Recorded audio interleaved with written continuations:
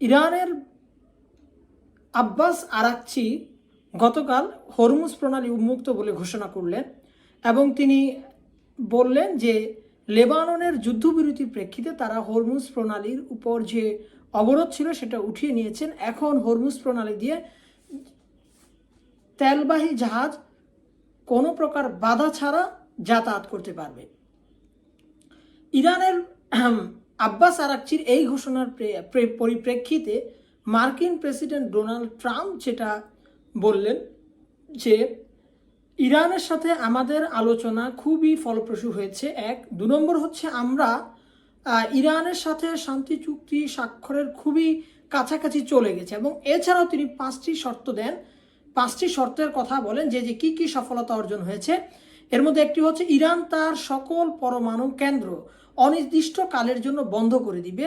2 নম্বর হচ্ছে ইরানের হাতে থাকা যত এনরিচ ইউরেনিয়াম অর্থাৎ সমৃদ্ধ পরমাণু বোমার তৈরি করার জন্য ইউরেনিয়াম তা হচ্ছে হস্তান্তর করা হবে আমেরিকার কাছে। 3, ইরান তার প্রক্সি হামাস ও হিজবুল্লাহকে আর সহায়তা করবে না, এটা কমিটমেন্ট করেছে। এবং ইরানের যে জব্দকৃত অর্থ বা সম্পদ যেটা আমেরিকাতে ছিল সেটা আর ইরানকে দেওয়া হবে না। পাশাপাশি তিনি বলেন যদিও ইরানের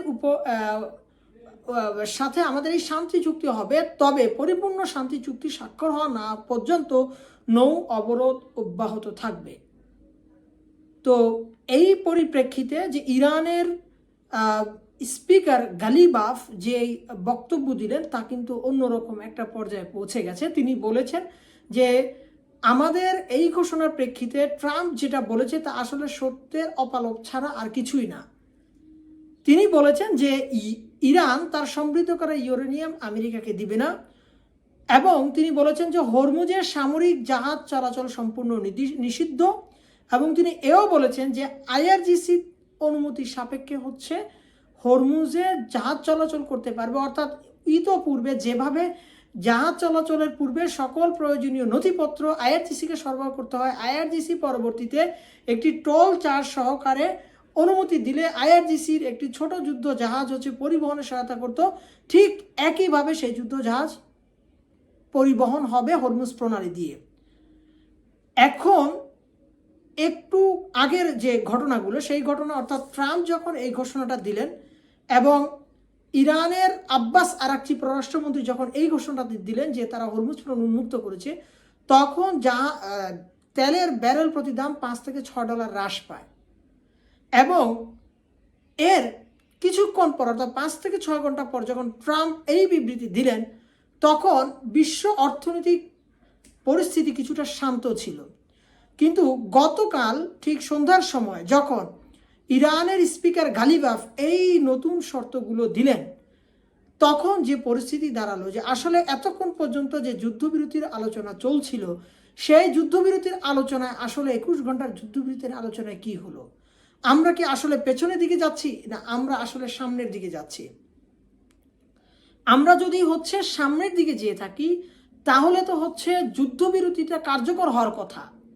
এদিকে যে লেবাননের যুদ্ধবিরতি নিয়ে আব্বাস আরাকচি ঘোষণা করেছিলেন যে হরমুজ প্রণালী জাহাজ চলার জন্য উন্মুক্ত করে দেওয়া হবে, এখন সেই গতকাল সন্ধ্যায় বাংলাদেশ সময় 7টার দিকে আল জাজিরা নিউজ হয় যে নেতানিয়াহু বলছেন যে হিজবুল্লাহকে দমন করার মতো যে গুরুত্বপূর্ণ বিষয় লেবাননে তাদের কাজ এখনো সম্পূর্ণ হয়নি এবং এটা হচ্ছে বিরোধী দলীয় এমপি এবং ইসরায়েলের সরকারি এমপি এবং মন্ত্রীদের বক্তব্য যে একতরফাভাবে মার্কিন প্রেসিডেন্ট ডোনাল্ড ট্রাম্প যুদ্ধবিরতি ঘোষণা করেছেন লেবাননে এবং এই বিষয়ে ইসরায়েলের সাথে আলোচনা করা উচিত ছিল যেটা ইসরায়েলের সাথে আলোচনা করা হয়নি। এর কারণে দেখা যাচ্ছে যে এখন ইসরায়েল এই লেবাননে যুদ্ধবিরতি ভালোভাবে মানছেন না অথবা যতক্ষণ পর্যন্ত হিজবুল্লাহকে না দমন করা যাবে ততক্ষণ পর্যন্ত তারা থামছে না। তাহলে এই পরিস্থিতি দেখা যাচ্ছে যে যুদ্ধবিরতির যে আশাটুকু ছিল সেই আশাটুকুতে পানি ঢেলে দেওয়া হলো। এরপর এখন যে বক্তব্য শোনা যাচ্ছে এখন ট্রাম্প বলছেন যে আগামী বুধবারের মধ্যে হচ্ছে যুদ্ধবিরতি চুক্তি স্বাক্ষর করতে হবে ইরানকে, যদি না করে থাকেন তবে তারা ভয়াবহ আক্রমণ করবেন।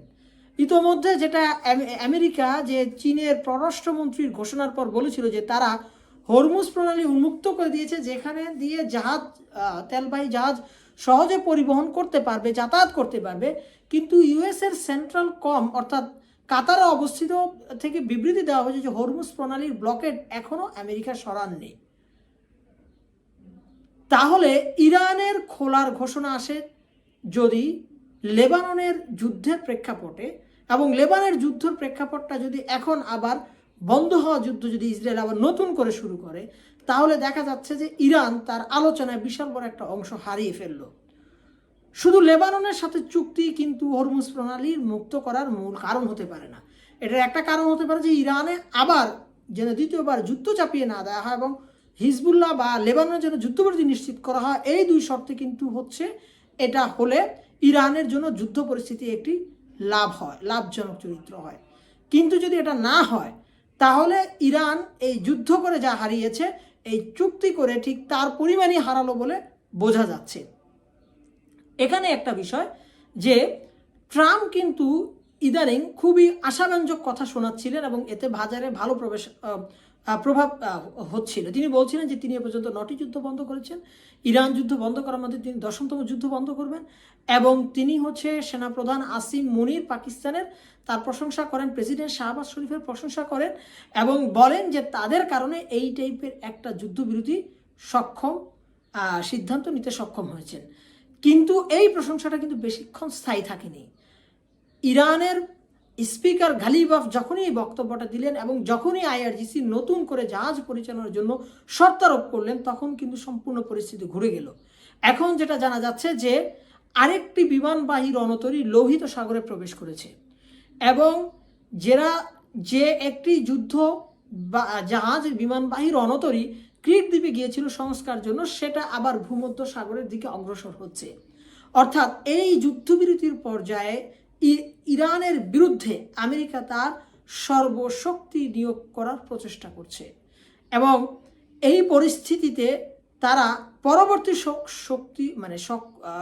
শত্রু তাদের কি হবে তা পর্যন্ত ঘোষণা দিয়ে রেখেছে।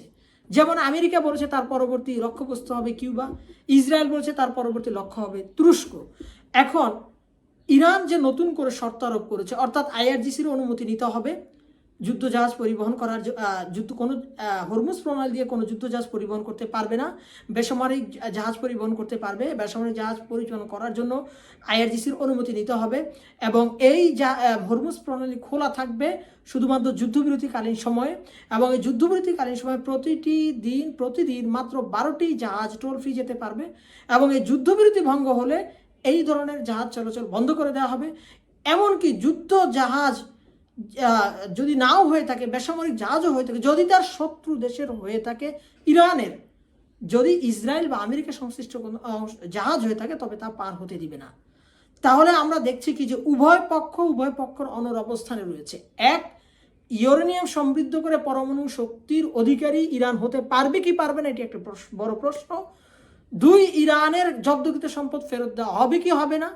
3, ট্রাম্প কি নেতানিয়াহুকে বোঝাতে পারবেন বা কনভিন্স করতে পারবেন যুদ্ধবিরতি এই পর্যায়ে প্রয়োজন নাকি প্রয়োজন না। এই 3 বিষয় সমাধান হওয়া ছাড়া আসলে আমরা এখন কোনো কিছুই ঘোষণা করতে পারছি না।